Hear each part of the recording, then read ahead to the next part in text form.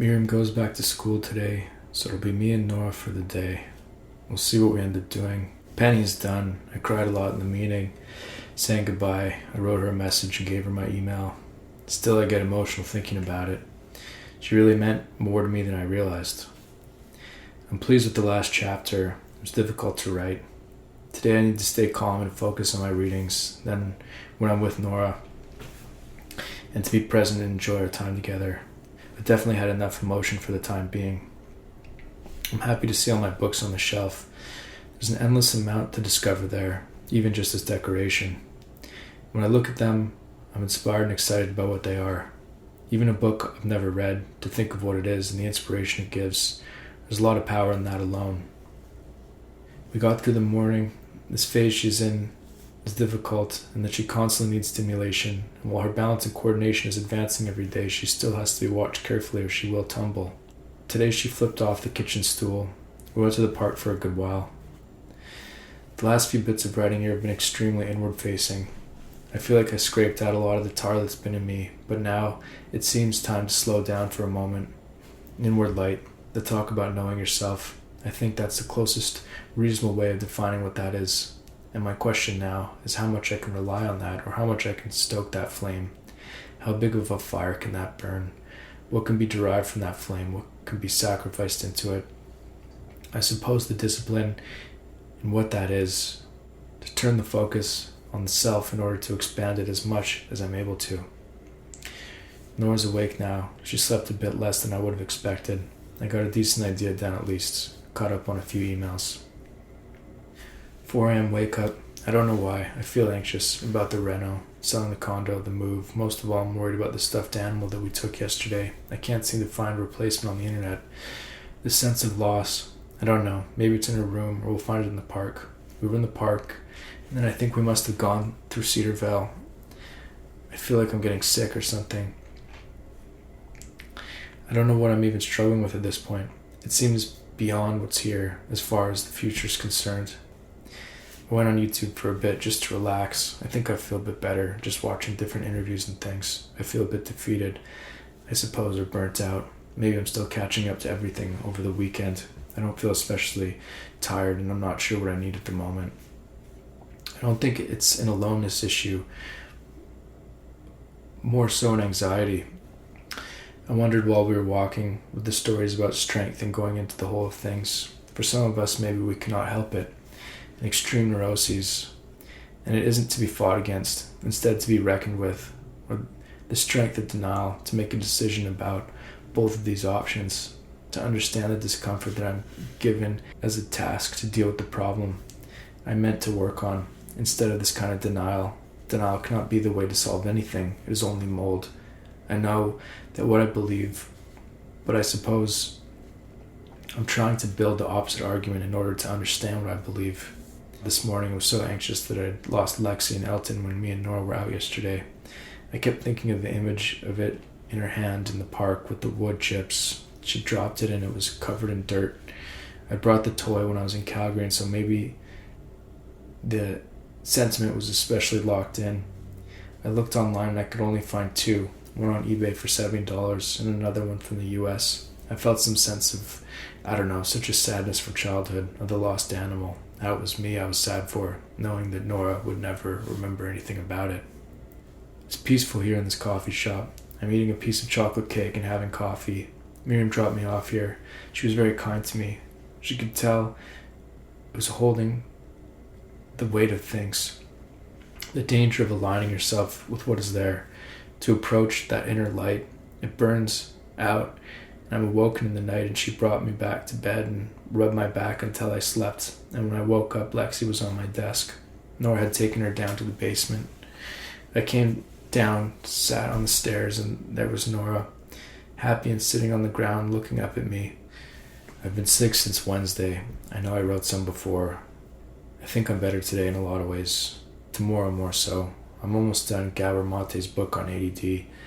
It's very good at assessing the problem. It talks about the relational struggle and the wound and injury that is created when a child needs, and emotional needs especially, are not met. There's the idea that there is a highly needy child or highly sensitive child, but I would suggest that categorizing that is too abstract. Instead, when the emotional needs are not met by the parent, the neural pathways form in such a way that is incongruent with others and causes the child to believe they're insufficient, that they are unlovable. And so, how to heal this in myself, to manage the emotion I feel, to self-regulate, to take those emotions when they arise and to parent them, to soothe them, the internal anguish and pain, to start feeling better. I wonder if it's really time to start editing this book and figuring out what it is, or to refine it down into what it should be. It seems like I'm waiting for some kind of event to happen to mark the ending of things, the end of the plot at least. To possibly have any more ideas as to what to write seems beyond me right now. It seems that I've written myself into sickness, into burnout, to think of that flame, the fire I was writing about. How to now try to heal from all this stuff in the writing, relationally. I was thinking about, I forget, but, just about how much burns off with these things, how much ego burns off from doing what I've been doing. Eventually that will happen more and more until I can be more present and confident version of myself, and to try to be that today, I suppose, that person, that projection of self, how to have that person be there to take care of those old memories. From Gabor Mate. People sometimes wonder if I'm referring to the proverbial inner child. Not exactly. The phrase strikes me as maudlin, making it sound as if one were the living tomb for some entrapped and pitiable little creature. It has something of reality about it, however, if we take it as referring to one's unmet psychological needs, underdeveloped emotional faculties, and neurological circuits imprinted with implicit memory. What are the unmet psychological needs, the underdeveloped emotional faculties? What circuits are imprinted with memories? It seems to learn to care for a child, to care for Nora, is to learn to care for the self, in order to understand the experience of what it would have been like for me at her age, to relate those experiences. Perhaps there's enough to heal from it all. If I can recognize the system of healing, of looking at what the pain is, or the emotion that's associated with the certain memories. There are a bunch, and maybe they follow along the same entire path, the same kind of shame, or maybe just an ordinary shame, a shame that everyone knows, that can be healed, that does not need to define the rest of your days, that if you can face each of these things and what else there is, then maybe you can become the person you are imagining, to become the person you are meant to, the dad you imagine Nora to have. Whole Foods, pizza. In the morning, when we came back from our walk, instead of rushing upstairs to write, I sat with everyone and I tried to be there. And I tried to realize that they loved me, and I tried to let it break me down. Last night, I woke up at 1:59, and I told Miriam about myself, and I wept, and she understood what I said. And when I woke up, the bed was empty.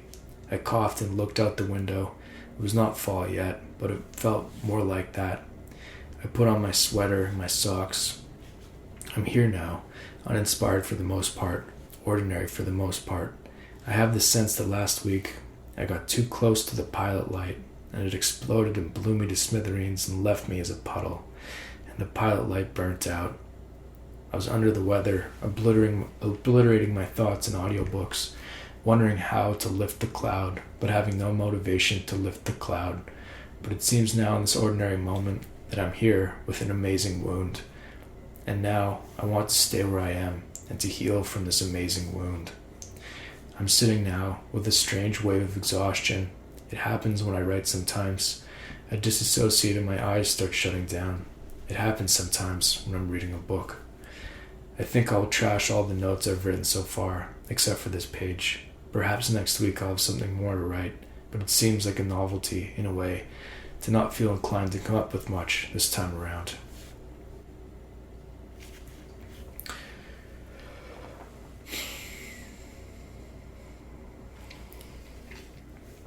Carl Jung, Modern Man in Search of a Soul, Chapter 8, Part 2, The Poet.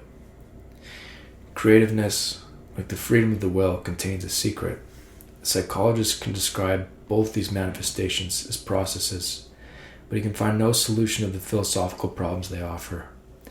Creative man is a riddle that we may try to answer in various ways, but always in vain, a truth that has not prevented modern psychology from turning now and again to the question of the artist and his art. Freud thought that he had found a key in his procedure of deriving the work of art from the personal experiences of the artist. It's true that certain possibilities lay in this direction, for it was conceivable that a work of art, no less than a neuroses, might be traced back to these knots in psychic life that we call the complexes. It was Freud's great discovery that neuroses have a causal origin in the psychic realm, that they have taken their rise from emotional states and from real or imagined childhood experiences. Certain of his followers, like Rank or Steckel, have taken up related lines of inquiry and have achieved important results. It's undeniable that the poet's psychic dispositions permeates his work root and branch, nor is there anything new in the statement that personal factors largely influence the poet's choice and use of his materials.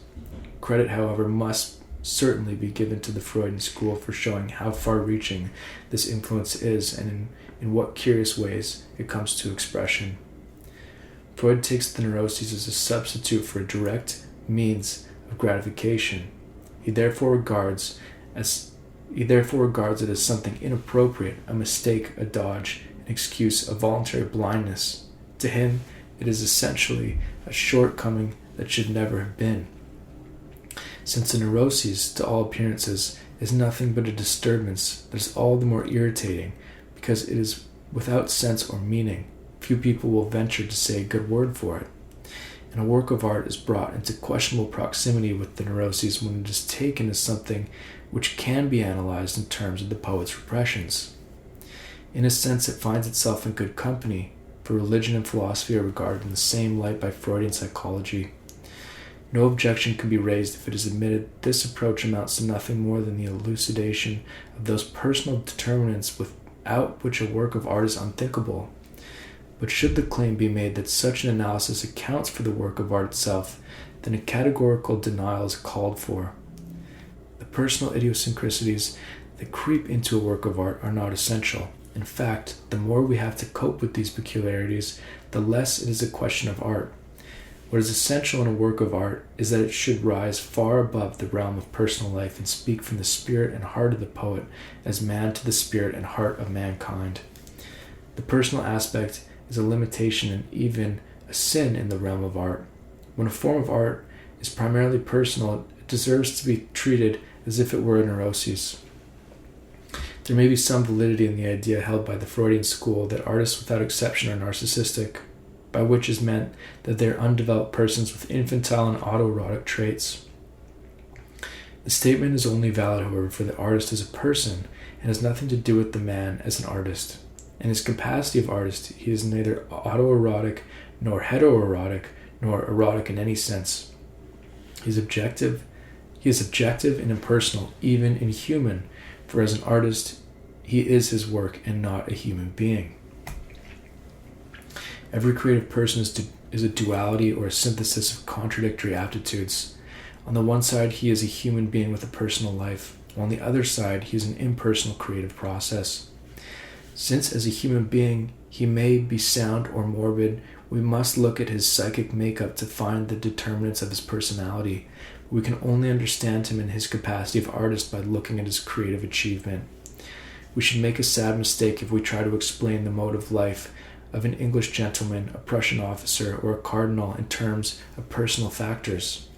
The gentleman, the officer, and the cleric function as such in an impersonal role, and their psychic makeup is qualified by a peculiar objectivity. We must grant that the artist does not function in an official capacity.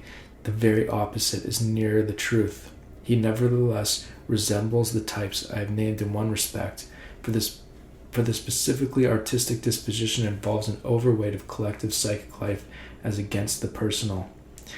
Art is a kind of innate drive that seizes a human being and makes him its instrument. The artist is not a person endowed with free will who seeks his own ends, but one who allows art to realize its purpose through him. As a human being, he may have moods and a will and personal aims, but as an artist, he is man in a higher sense. He is collective man, one who carries and shapes the unconscious psychic life of mankind. To perform this difficult office, it is sometimes necessary for him to sacrifice happiness and everything that makes life worth living for the ordinary human being. All this being so, it is not strange that the artist is an especially interesting case for the psychologist who uses an analytical method. The artist's life cannot be otherwise than full of conflicts, for two forces are at war within him. On the one hand, the common human longing for happiness, satisfaction, and security in life, and on the other, a ruthless passion for creation which may go so far as to override every personal desire. The lives of artists are as a rule so highly unsatisfactory, not to say tragic, because of their inferiority on the human and personal side, and not because of a sinister dispensation. There are hardly any exceptions to the rule that a person must pay dearly for the divine gift of the creative fire. It is as though each of us were endowed at birth with a certain capital of energy. The strongest force in our makeup will seize and all but monopolize this energy, leaving so little over that nothing of value can come of it. In this way, the creative force can drain the human impulses to such a degree that the personal ego must develop all sorts of bad qualities, ruthlessness, selfishness, and vanity, so-called autoeroticism, and even every kind of vice in order to maintain the spark of life and to keep itself from being wholly bereft. The autoeroticism of artists resembles that of illegitimate or neglected children who from their tenderest years must protect themselves from the destructive influence of people who have no love to give them, who develop bad qualities for that purpose and later maintain an invincible egocentrism by remaining all their lives infantile and helpless, or by actively offending against the moral code or the law. How can we doubt that it is his art that explains the artist and not the insufficiencies and conflicts of his personal life? These are nothing but the regrettable results of the fact that he is an artist, that is to say, a man who from his very birth has been called to a greater task than the ordinary mortal. A special ability means a heavy expenditure of energy in a particular direction with a consequent drain from some other side of life. It makes no difference whether the poet knows that his work is begotten, grows, and matures with him, or whether he supposes that by taking thought he produces it out of the void. His opinion of the matter does not change the fact that his own work outgrows him as a child its mother. The creative process has feminine quality, and the creative work arises from unconscious depths, we might say, from the realm of the mothers. Whenever the creative force predominates, human life is ruled and molded by the unconscious as against the active will, and the conscious ego is swept along on a subterranean current, being nothing more than a helpless observer of events. The work and process becomes the poet's fate and determines his psychic developments. It is not Goethe who creates Faust, but Faust which creates Goethe. And what is Faust but a symbol? By this I do not mean an allegory that points to something all too familiar, but an expression that stands for something not clearly known and yet profoundly alive. Here it is something that lives in the soul of every German, and that Goethe has helped bring to birth. Could we conceive of anyone but a German writing Faust or Zarathustra? Both play upon something that reverberates in the German soul, a primordial image, as Jacob Burckhardt once called it, the figure of a physician or teacher of mankind. The archetypal image of the wise man, the savior or redeemer, lies buried and dormant in man's unconscious since the dawn of culture. It is awakened whenever the times are out of joint and a human society is committed to a serious error. When people go astray, they feel the need of a guide or a teacher or even of the physician. These primordial images are numerous, but do not appear in the dreams of individuals or in works of art until they are called into being by the waywardness of the general outlook. When conscious life is characterized by one-sidedness and by a false attitude, then they are activated, one might say, instinctively, and come to light in the dreams of individuals and the visions of artists and seers, thus restoring the psychic equilibrium of the epoch. In this way, the work of the poet comes to meet the spiritual need of the society in which he lives. And for this reason his work means more to him than his personal fate, whether he is aware of this or not. Being essentially the instrument for his work, he is subordinate to it, and we have no reason for expecting him to interpret it for us. He has done the best that in him lies in giving it form, and he must leave the interpretation to others and to the future. A great work of art is like a dream. For all its apparent obviousness, it does not explain itself and is never unequivocal. A dream never says, "you ought," or "this is the truth." It presents an image in much the same way as nature allows a plant to grow, and we must draw our own conclusions. If a person has a nightmare, it means either that he is too much given to fear, or else that he is too exempt from it.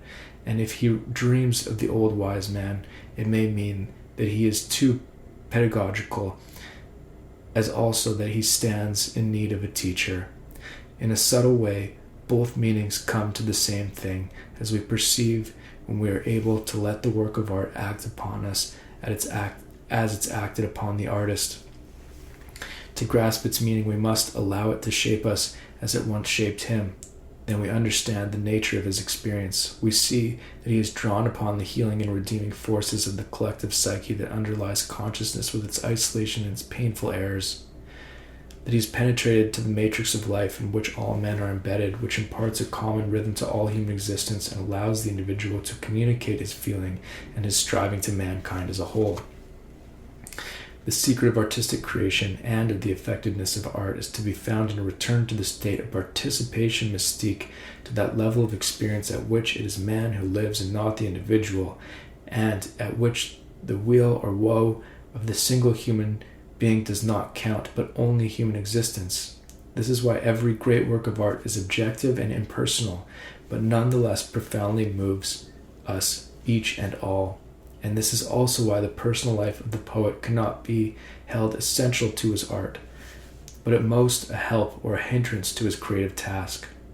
He may go the way of the Philistine, a good citizen, a neurotic, a fool, or a criminal. His personal career may be inevitable and interesting, but it does not explain the poet.